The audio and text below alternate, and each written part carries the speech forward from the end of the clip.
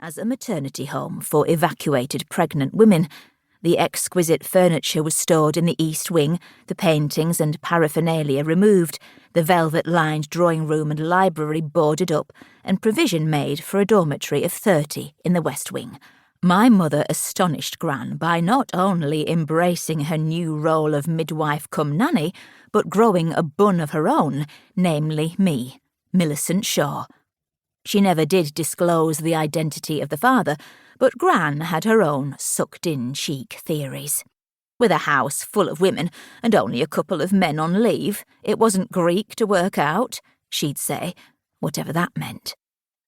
I didn't have the honour of being born at Rutherford in 1943. It seems Mother hid the pregnancy beneath her stern smile and layers of white aprons, then eventually pushed me out in her childhood Scoresby bedroom with a stick for the pain and Gran's told-you-so eyes. Gran agreed to house and feed me, but said if anyone asked, there'd be no lies, especially as my granddad had died many years before in the 1926 Thorne colliery shaft accident. She didn't think it fair for folk to believe she had a fella on the side when it was actually pure as pure flaming Maggie. But nobody did ask.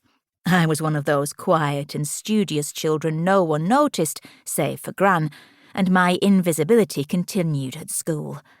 Unless the alpha kids were bored and needed someone to pick on, of course, and what better reason than a face full of freckles and the colour of my hair. Rutherford House was, and indeed still is, the seat of the Rutherford-Percy family. Back in the day it was a splendid, bustling, Palladian-style manor with a hefty gaggle of employees.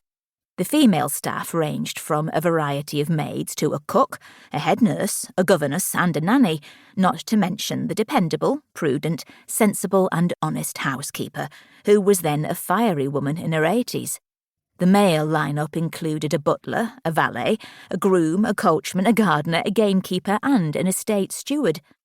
The numbers inevitably dwindled as a result of conscription during the war, but after it ended and the evacuees finally left, the staff pyramid slowly crumbled due to finances.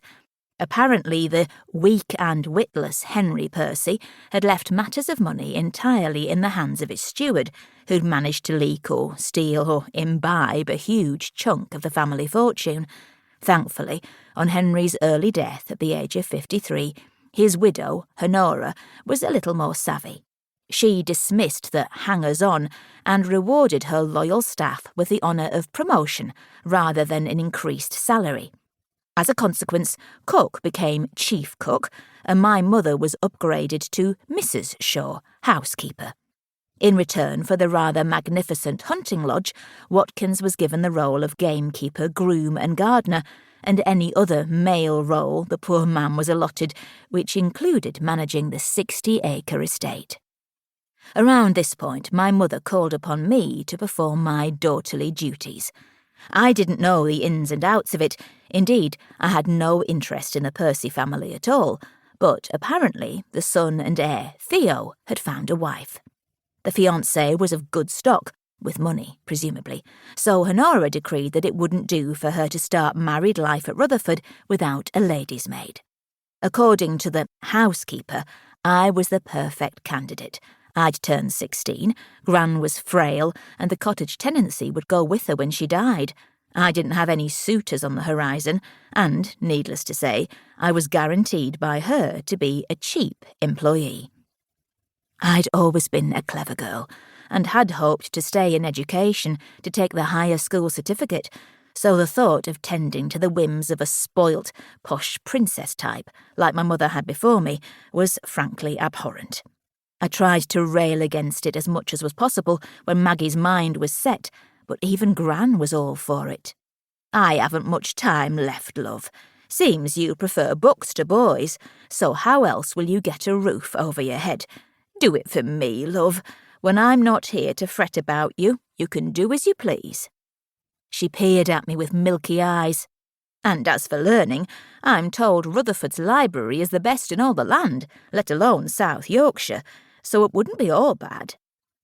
So, in 1959, I duly packed a small case and veritably stomped across the long...